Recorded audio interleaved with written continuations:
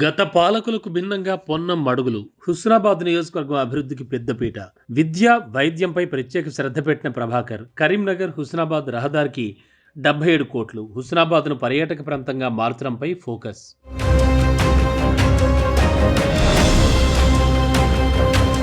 గత పాలకులు నియోజకవర్గ డెవలప్మెంట్ గాలికి వదిలేశారు. 10 ఏళ్ల పాటు స్వరాష్ట్రంలో హుస్నాబాద్ నియోజకవర్గానికి అన్ని రంగాల్లోనూ తీవ్ర అన్యాయం జరిగింది. ప్రజలు కష్టాలు పడుతోన్నా చూసి చూడనట్లు వదిలేశారు.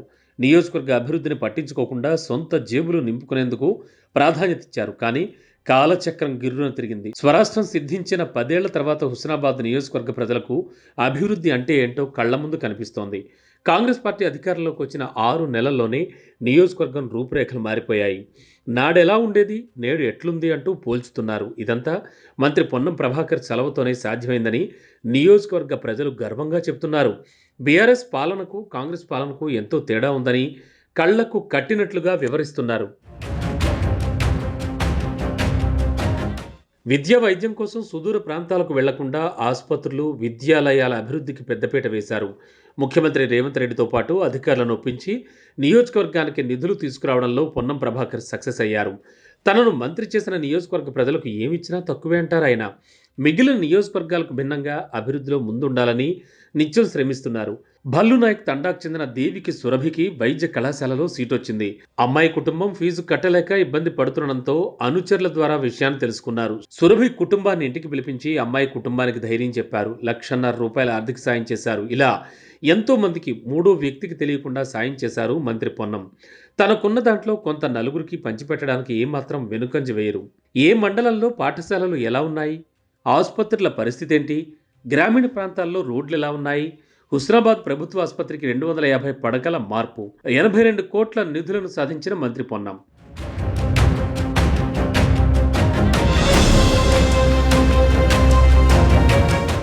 ఎన్నికల ప్రచారంలోనే ఏ మండలంలో పాఠశాలలు ఎలా ఉన్నాయి, ఆసుపత్రుల పరిస్థితులేమిటి, గ్రామీణ ప్రాంతాల్లో రోడ్లు ఎలా ఉన్నాయి, ఇలాంటి అంశాలను తెలుసుకున్నారు. ప్రజల సమస్యలతో డాక్యుమెంట్ను సిద్ధం చేసుకున్నారు. ఏ ప్రాంతంలో అయినా ప్రజలు సుఖశాంతులతో ఉండాలంటే తిండి, గుడ్డ ఒకటి ఉండే సరిపోదు. ఇవి ప్రాథమిక అవసరాలు మాత్రమే. వీటికి తోడు మంచి విద్య, వైద్యం ఉండాలి. బీసీలు, ఎస్సీలు, ఎస్టీలు అన్ని రంగాల్లోనూ రాణించాలని పరితపిస్తారు మంత్రి పొన్నం ప్రభాకర్. అందుకే వీటినే ప్రాధాన్యాంశాలుగా తీసుకున్నారు. ఎమ్మెల్యేగా గెలిచి మంత్రి బాధ్యతలు స్వీకరించిన వెంటనే నియోజకవర్గ అభివృద్ధిపై ఫోకస్ పెట్టారు.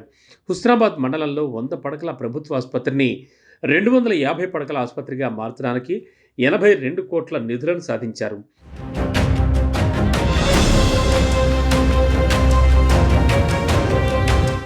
150 కోట్లతో 4 లేన్ రోడ్ల నిర్మాణానికి ప్రతిపాదనలు. కరీంనగర్ హుస్నాబాద్ 4 లేన్ రోడ్డుకు 77.20 కోట్లు. ప్రజల ఇళ్లకు ఎక్కువ నష్టం జరగకుండా బైపాస్ రోడ్ల నిర్మాణం. మొదటి ప్యాకేజీలో 77.20 కోట్లు, రెండో ప్యాకేజీలో 80 కోట్లతో పనులు.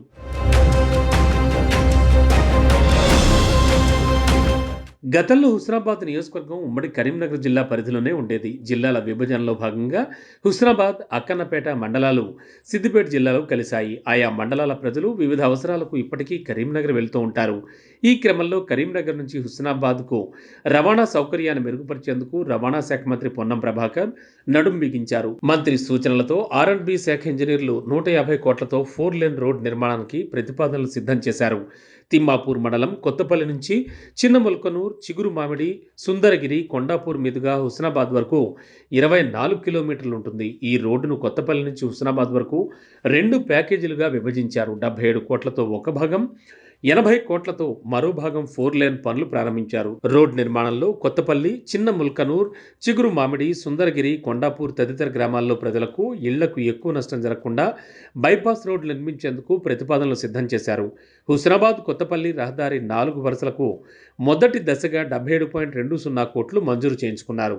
అక్కన్నపేటలో 80 ఎకరాల్లో ఇండస్ట్రియల్ పార్క్ ఏర్పాటు, టూరిజం హబ్, ఎల్లమ్మ చెరువు అభివృద్ధికి 37 కోట్లు, గౌరవెల్లి ప్రాజెక్టు కాలువల నిర్మాణానికి 431 కోట్ల నిధులు. ఇక అక్కన్నపేట మండల కేంద్రంలో టీజీఐఐసి ద్వారా 80 ఎకరాల ప్రభుత్వ స్థలంలో ఇండస్ట్రియల్ పార్కును ఏర్పాటు చేయడం, హుస్నాబాద్కు అంతర్జాతీయ స్థాయిలో young India integrated residential complex సాధించారు మంత్రి పొన్నం. సర్వాయిపేటలో టూరిజం హబ్, ఎల్లమ్మ చెరువు అభివృద్ధికి 37 కోట్లు, గౌరవెల్లి ప్రాజెక్టు కాలువల నిర్మాణానికి ఇప్పటికే ప్రభుత్వం 431 కోట్ల నిధులు తెచ్చుకున్నారు. హుస్నాబాద్ ఎల్లమ్మ చెరువు, ఎల్లమ్మ దేవాలయం, శనిగరం ప్రాజెక్ట్, మహాసముద్రం, రాయికల్ జలపాతం, సర్వాయిపేట, కొత్తకొండ వీరభద్రస్వామి వారి దేవాలయాలను పర్యాటకంగా అభివృద్ధి చేయడంపై పొన్నం ప్రభాకర్ ఫోకస్ చేశారు.